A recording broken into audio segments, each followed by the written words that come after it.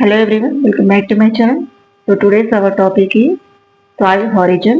ఈ టాపిక్ వచ్చేసి మనకు 7th క్లాస్లో సాయిల్ ఇన్ అవర్ లైఫ్ అనే లెసన్లో అయితే ఉంది. మనకి ఇక్కడ ఫోకస్ చేయబోయే టాపిక్స్ ఏంటంటే ఎన్ని హారిజన్స్ ఉన్నాయి అండ్ వాటి యొక్క ఆర్డర్ అనేది గుర్తుపెట్టుకోవాలి. సో వీడియోలోకి వెళ్ళే ముందు మన ఛానల్ అయితే సబ్స్క్రైబ్ చేయండి. ఎవరైతే డిఎస్సికి ప్రిపేర్ అవుతున్నారో, మోడల్ స్కూల్ ప్రిపేర్ అవుతున్నారో వాళ్ళకైతే చాలా హెల్ప్ఫుల్ ఉంటుంది. సో మన సబ్స్క్రైబ్ చేసి ప్లేలిస్ట్లో ఉన్న వీడియోస్ అన్ని చూడండి. సో ఇందులో మీకు చాలా కంటెంట్ అనేది ఉంటుంది. అంటే మీకు వెతకాల్సిన అవసరం లేకుండా నేను ప్రిపేర్ చేసిన నోట్స్ అనేది మీ ముందుకు మళ్ళీ ఫేర్గా తీసుకొచ్చి ఎక్స్ప్లెయిన్ చేస్తున్నాను. సో డైరెక్ట్గా దీన్ని విన్నా కూడా సరిపోతుంది. అండ్ ఇక్కడ వచ్చేసి చూడండి, టాప్ ఆర్గానిక్ లేయర్ ఇది వచ్చేసి ఓ హారిజన్. మనం కంపల్సరీగా ఇదే ఆర్డర్లో గుర్తుపెట్టుకోవాలి. OAEDCR. సో ఓ హారిజన్ వచ్చేసి హ్యూమస్ ఉంటుంది and this is the top organic layer.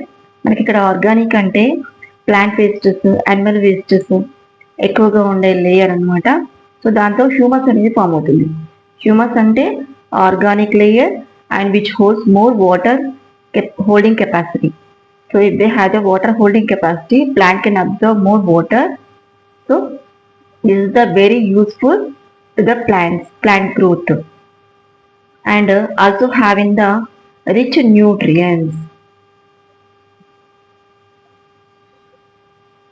Rich nutrients అంటే మనకి ఎక్కువగా న్యూట్రియంట్స్, ప్లాంట్కి రిక్వైర్ అయ్యే న్యూట్రియంట్స్ ఏవైతే ఉంటాయో ఇక్కడంతా కూడా మైక్రో న్యూట్రియంట్స్ అంటే ఎక్కువగా ఉంటాయి. ఎందుకంటే ఇది ఆర్గానిక్ లేయర్ కాబట్టి. సో దీని కిందకు వచ్చినట్లయితే A horizon, below the O horizon. ఇక్కడ దీన్ని టాప్ సాయిల్ అని కూడా అంటాము. ప్లస్ ఇక్కడ వచ్చేసి humus plus minerals and especially seed germination. Focus చేయాల్సిన పాయింట్ ఏంటంటే సీడ్ జర్మినేషన్ అంటే సీడ్స్ మొలకెత్తే లేయర్ ఏంటంటే మనకు A horizon. So O horizon కాదండి, A horizon is helpful to seed germination takes place in the horizon of A. Okay, so below of the A horizon having the E horizon. ఇక్కడ leaching layer అంటూ ఉంటాం. Silt particles, mineral particles, eluviation అనేది ఉంటుంది. So ఇక్కడ leaching layer అంటే మనకు ఏదైతే water passing down to the different layers of the soil.